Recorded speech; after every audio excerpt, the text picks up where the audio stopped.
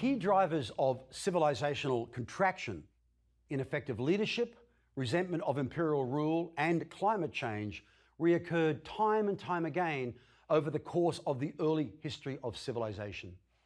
Imperial leaders struggled to find ways to maintain effective control over vast regions, and large populations of often restive peoples demanded freedom and self-rule, often during times of environmental stress.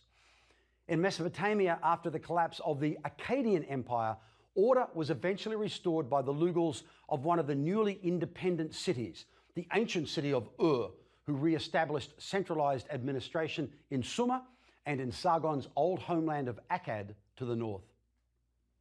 During the so-called Neo-Sumerian period, the status of the Lugals was further enhanced by the memory of the success of Sargon, Akkad's first imperial ruler, in that the reigning Lugal was now regarded not just as a semi-divine leader, but as an actual living god.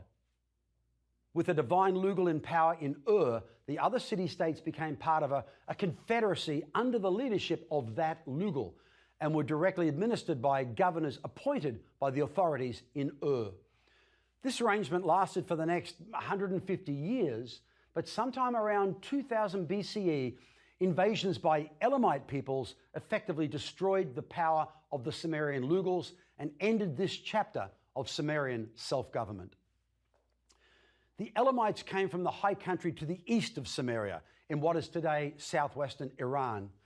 Their culture was destined to have a major influence on the great Achaemenid Persian Empire that would emerge 1,500 years later. Following the Elamite invasion, the formerly orderly society of the Sumerians was fragmented and chaotic for almost the next 2 centuries. Some local city rulers were able to hold on to their power and pass sometimes impressive pieces of social legislation, but there were also periods of ineffective government in all the cities of the region. Although defeated militarily and politically by the Elamites, however, the sophisticated cultural achievements of the Sumerians were destined to powerfully influence all subsequent civilizations that established themselves in the region. In the early 18th century BCE, a group of Semitic-speaking Amorites gained power in the city of Babylon, restoring order and paving the way for the reign of one of the most extraordinary rulers in all world history, King Hammurabi. Hammurabi ruled Babylon from 1792 to 1750 BCE, and during that period of more than 2 decades, his political and military power expanded until he had built a substantial empire that would last until about 1600 BCE, and that included most of Mesopotamia. Hammurabi, who called himself king of the 4 quarters of the world, maintained his empire in part by promulgating one of the first written law codes in human history, a law code that has proved enormously influential. As an imperial ruler, Hammurabi was aware of and able to learn from his imperial predecessors. For example, he improved Sargon's administrative techniques by establishing a centralized bureaucracy and a regular system of taxation. The king and his bureaucracy ruled from the capital city of Babylon, unlike Sargon, who had been forced to continuously move around all the various cities of his realm to suppress potential revolts. Instead, Hammurabi stationed deputies in the provincial city-states to act as his governors. Learning from some of the mistakes of Sargon, instead of imposing ruinous tributary taxes on the cities and peoples of his realm, Hammurabi collected more reasonable tributes more regularly. Through all these measures, Hammurabi established an imperial administration that was more efficient and more predictable. And by spreading the cost of government more evenly, he engendered less resentment and achieved much greater stability in his empire, a situation that subsequent imperial rulers attempted to emulate. Despite his reputation as a very able administrator, King Hammurabi is most famous for his code of 300 laws, which he claimed in a prologue were aimed at protecting the poor from exploitation by the wealthy. Clearly, Hammurabi borrowed liberally from earlier Sumerian precedents in codifying these laws. So these are not actually the first laws we are aware of in world history. That honor belongs to the Code of Ur-Nammu, written some 4 centuries earlier. But the Code of Hammurabi is undoubtedly the most systematic, comprehensive and influential of all the codes produced in Mesopotamia during the 3rd and 2nd millennium BCE, and their promulgation marks the crossing of another threshold in political administration. Hammurabi's claim that the laws were intended to prevent exploitation of the weak by the strong has led historians to wonder whether the earlier Sumerian models, promulgated perhaps by 2500 BCE, might also have had a similar aim. If the claim is genuine, then conceivably the first laws produced by our species were seriously intended to protect the weak from the strong, the poor from the wealthy. In any case, King Hammurabi explicitly stated in the prologue to his code that the gods had chosen him to, quote, promote the welfare of the people, to cause justice to prevail in the land, to destroy the wicked and evil so that the strong might not oppress the weak, to rise like the sun over the people and to light up the land. The actual laws themselves, however, are ambiguous on this question. Certainly there are strong claims for equal treatment under the law, with demands for an eye for an eye or a broken bone for a broken bone. But at the same time, the punishments differ considerably depending on the class or status of those involved. For example, Law 200 states, if a man knock out the tooth of a man of his own rank, they shall knock out his tooth. But Law 201 points out that if he knock out the tooth of a common man, he shall pay 1/3 manna of silver. So how should we interpret this? Is the payment of an amount of money by a wealthy man less of a punishment than losing a tooth, and therefore indicative of one rule for the rich and one for the poor? Or do the laws genuinely attempt to help the common man by offering him financial compensation for the attack on his person by the gentleman? Presumably, the 1/3 manna of silver would be a lot more useful to the common man than a nobleman's tooth. Hammurabi's laws also provide us with an intriguing window into evolving attitudes about gender relations in the 2nd millennium BCE. Despite the fact that, as we saw last time, women in Mesopotamian society did have the opportunity to play various public roles, scribes and priestesses, for example, in general, Mesopotamia was a patriarchal society that vested public authority in men. Hammurabi's laws do explicitly recognize men as heads of their households. The men are entrusted to make all major decisions concerning the roles and duties of individual members of the household, the arrangements of marriages, and the right to sell wives and children into slavery to pay off debts. And some of the laws do seem particularly harsh on women and demonstrate that a gender double standard was already in place. Women could be drowned for adultery, for example, but it was perfectly acceptable for married men to have sexual relations with concubines and slaves. One example of the extraordinary long-term influence of Hammurabi's code is the promulgation of laws stating that women were expected to cover their heads and bodies in public. This cultural practice thus first emerged in Mesopotamia and was later adopted by other cultures, including that of Islam, thousands of years later. It remains a practice of considerable debate around the world even today. Here is one such law, Law 133. If his wife go out of her house and she do not protect her body, and she enter into another house, because the woman did not protect her body and entered into another house, they shall convict that woman and they shall throw her into the river. But other laws do seem to offer genuine protection for women. Law 127 states that men could be punished for making false accusations against women. Law 128 reminds men that they need to draw up a legal contract with a woman before she would become his wife. Law 130 states that the rape of a virgin was punishable by death. Law 134, that men were expected to provide sufficient food for their wives. And Law 209 points out that any man striking a pregnant woman and causing a miscarriage would have to pay a financial penalty. But it is difficult to know how to interpret the very next law, Law 210, which states that if a woman is struck such a blow by a man that she dies, the state will put the daughter of the assailant to death. The codification of laws was not the only extraordinary contribution King Hammurabi made to world history.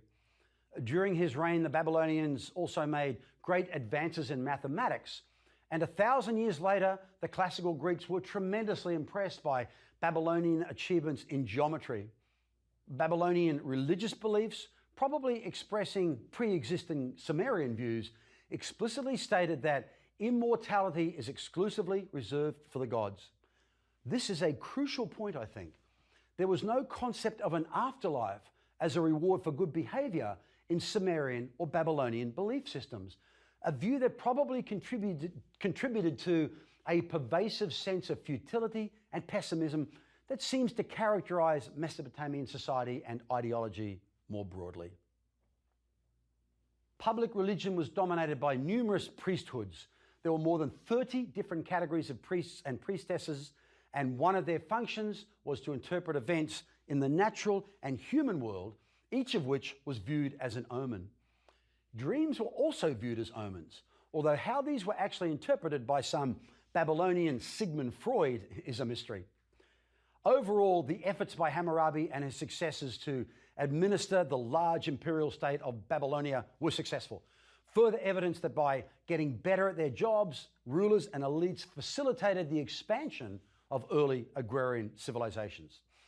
But the downside of that success was that Mesopotamia became even more attractive to outsiders. After a couple of centuries of effective rule, the Babylonians crumbled in the face of invasions by a new group of militarized invaders, the Hittites, who in 1595 BCE came sweeping from the north down the great river valleys of the Tigris and Euphrates, valleys that acted as virtual highways into the Mesopotamian heartland. The Hittites spoke the oldest known example of a family of languages that were destined to become extraordinarily successful, the Indo-European languages. Indo-European is defined as a family of languages issuing from a common language which have become differentiated by gradual separation. A family that is, by the way, at least 4,000 years old. It is this differentiation through separation that makes the Indo-European languages so important for historians, since the various branches of the family can be located over great geographical areas stretching from the Atlantic to Central Asia, and can all be traced back to an original prototype. Indo-European languages were destined to become the largest and most widely diffused linguistic family in the world. Their spread often came at the expense of other non-Indo-European languages, which had simply obliterated in its relentless diffusion over 4 millennia. The origins of the original Indo-European speakers can be traced back to the Caucasus region in Inner Eurasia, somewhere between the Black and Caspian Seas. Scholars assume that the original IE languages were spoken by pastoral nomads from that region, who eventually spread out in a series of migrations across vast regions of Eurasia, taking their language with them. Indo-European languages are classified into various branches: Aryan or Indo-Iranian, Thraco-Phrygian, Illyrian, Venetic, Anatolian, Hellenic, Italic, Celtic, Germanic, Balto-Slavic, Tocharian, and Albanian. Today, the Indo-European family includes an estimated 443 different languages and dialects spoken by roughly 50% of the people on the planet. Contemporary languages in this superfamily include English, French, German, Hindi, Persian, Portuguese, Russian, and Spanish, each with more than 100 million native speakers, as well as numerous smaller regional or minority languages. So it was Indo-European speaking migrants called Hittites, whose ancestors most probably came from the Caucasus region, who eventually entered Mesopotamia from what is today Turkey sometime around 1595 BCE, and who used their innovative military technologies to carve out a substantial empire. At its peak, in the 14th century BCE, the Hittite Empire included much of Syria, Mesopotamia, and Anatolia, which is modern Turkey. Despite the fact that they were clearly successful conquerors, the Hittites, like the Elamites, were in turn heavily influenced by the complex and sophisticated cultural and social innovations that the Sumerians had created over the preceding 2,000 years. That is, and this is another very common process in world history, although the Hittites conquered the Mesopotamians, it was Mesopotamian culture that conquered the invaders. One example of this, the Hittite political and social structure was closely based on Mesopotamian models, particularly the idea of a divine or at least semi-divine king. And like the Sumerian elites before them, Hittite nobles owned large estates and used the agricultural resources from these to maintain strong military forces that would provide support for the king when required. The Hittites also adopted the sophisticated Sumerian cuneiform script to write down their spoken Indo-European language, and they adopted Hammurabi's law code. The key reasons for Hittite military dominance were the use of the chariot, the first time this war machine had been seen in world history, and also their skill as iron workers. The Hittites are the first people known to have manufactured and used iron weapons and tools, a metallurgical revolution that marks the crossing of another threshold of complexity by our species. With their success, Western Eurasia moved out of the Bronze Age and into the Iron Age sometime around 1300 BCE, as Hittite iron metallurgy spread throughout Anatolia and Mesopotamia. This rapid diffusion was partly because iron ore deposits are relatively abundant and much cheaper than copper and tin, the ingredients of bronze. Also, of course, iron is much stronger than bronze. It's easy to take for granted the availability of iron ore for human use, and to assume perhaps that its availability near Earth's surface is just an inherent feature of our planet.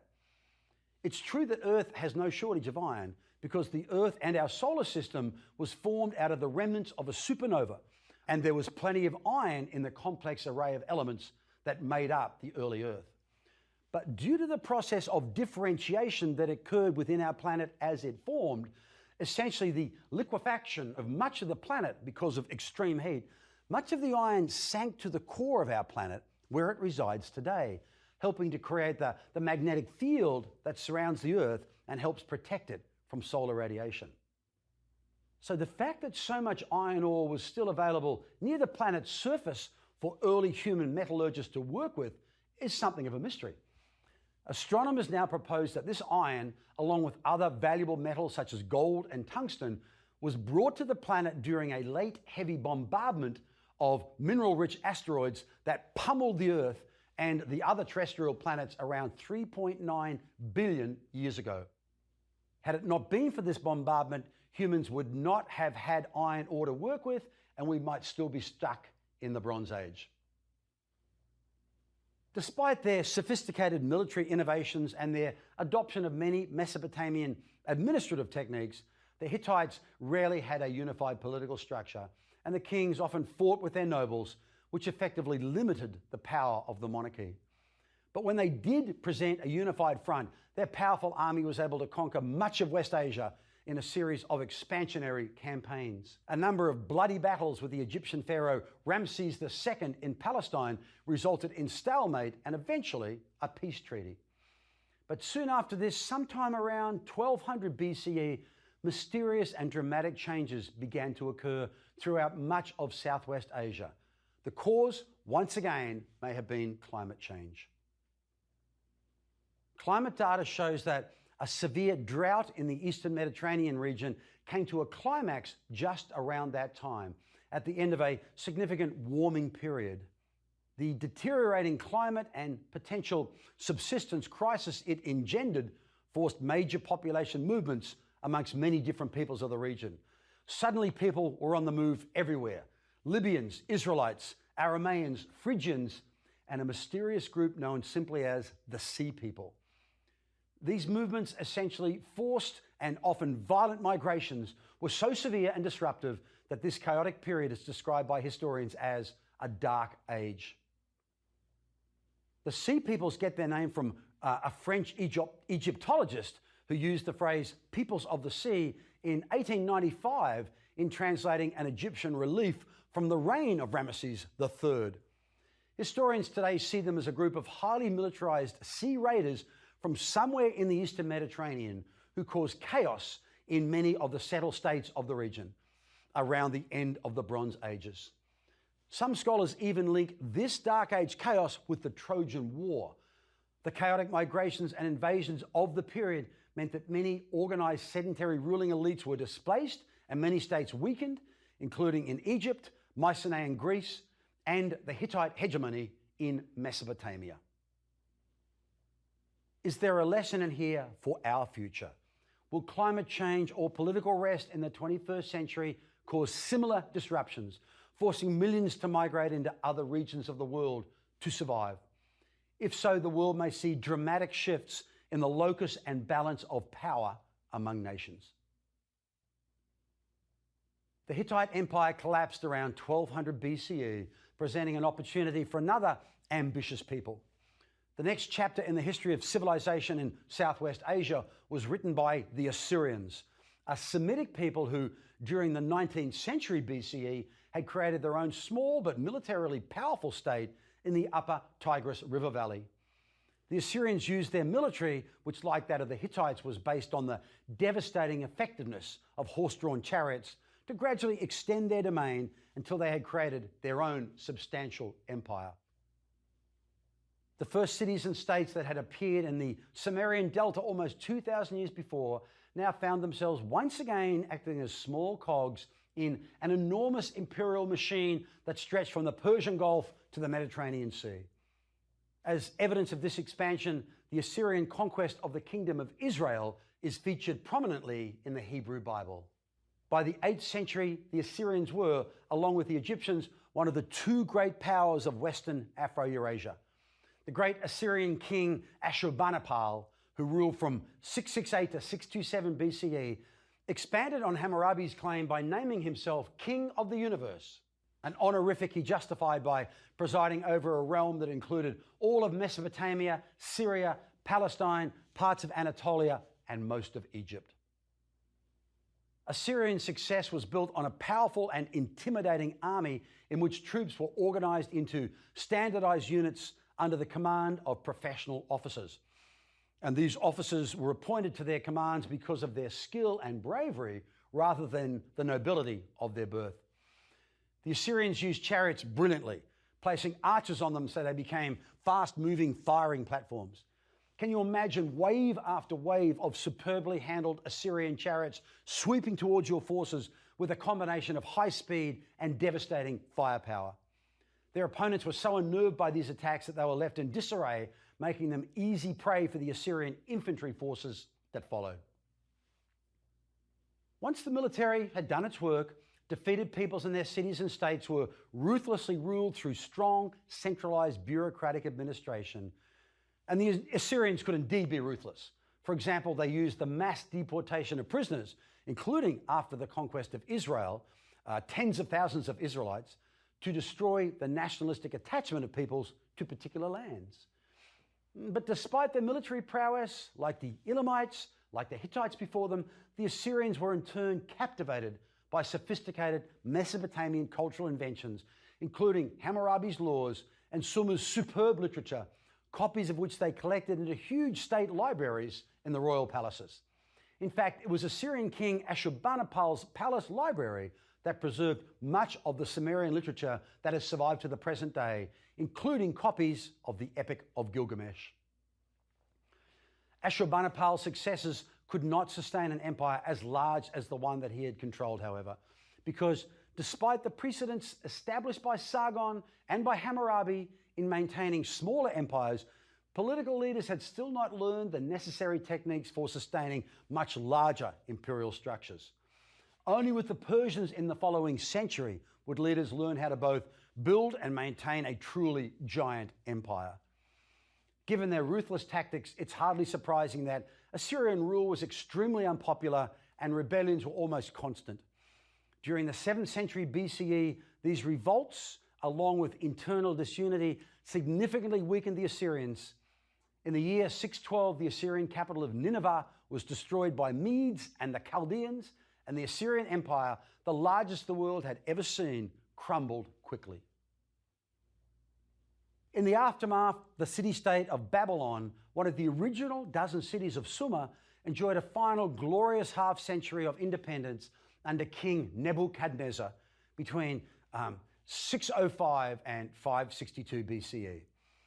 Nebuchadnezzar turned Babylon into one of the wonders of the ancient world. Its massive walls were purportedly wide enough to turn a chariot around on. The city covered more than 2,000 acres and featured 1,179 different temples, many decorated with gold facing and with statues. And the king's famous hanging gardens spilled from terraces built one above the other behind the city's walls. The story goes that one of the king's wives longed to see the flowering shrubs of her original mountain homeland.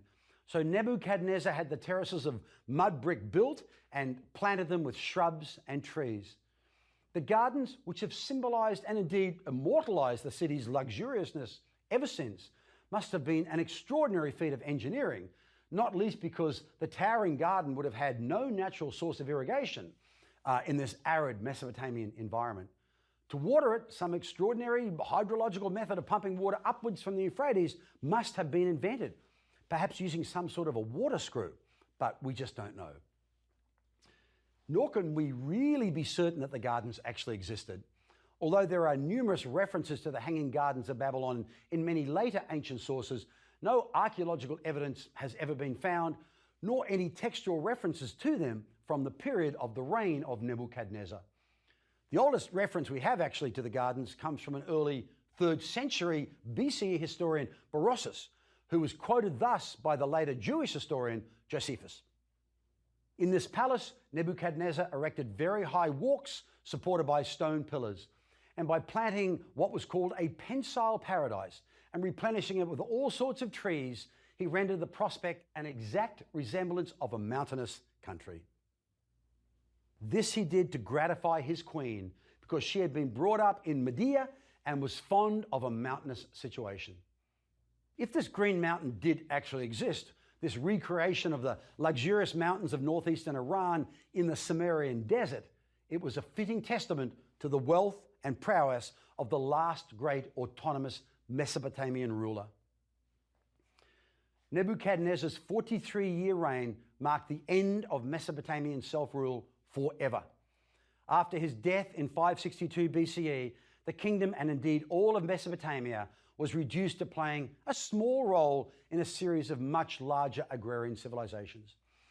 These civilizations were destined to be ruled by extraordinarily powerful rulers who mastered the techniques of managing huge populations and vast trans-regional empires.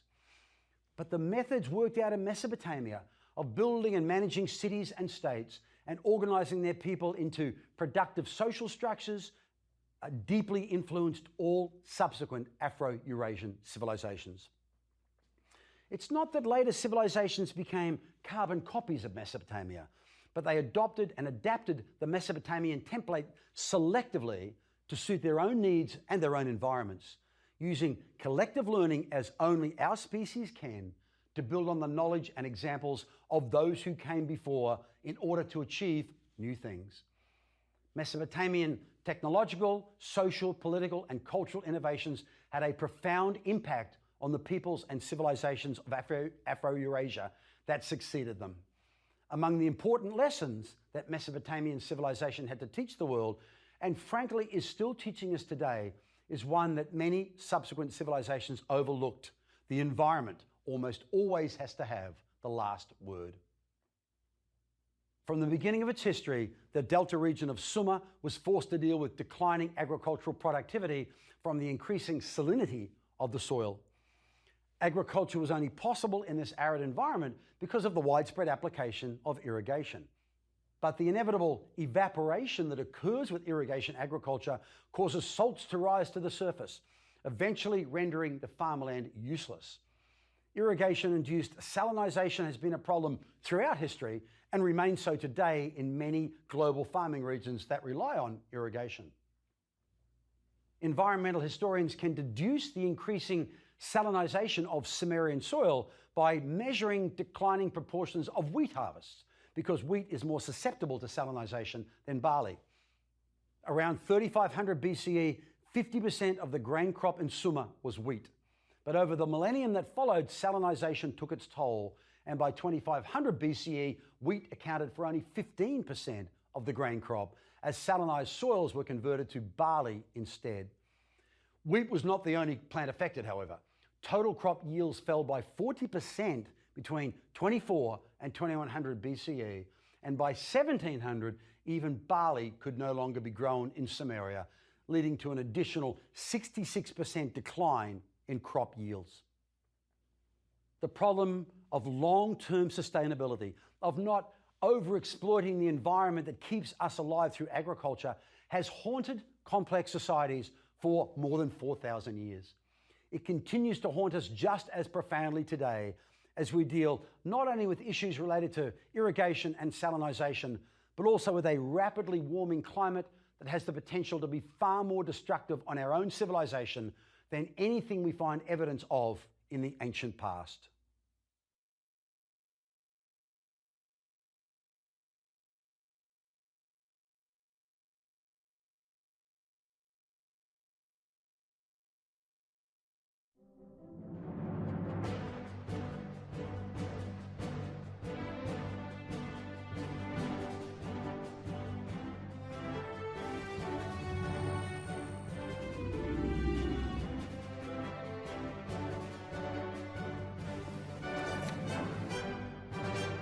The brief reign of the Egyptian boy king Pharaoh Tutankhamun was anomalous in many ways, and yet it was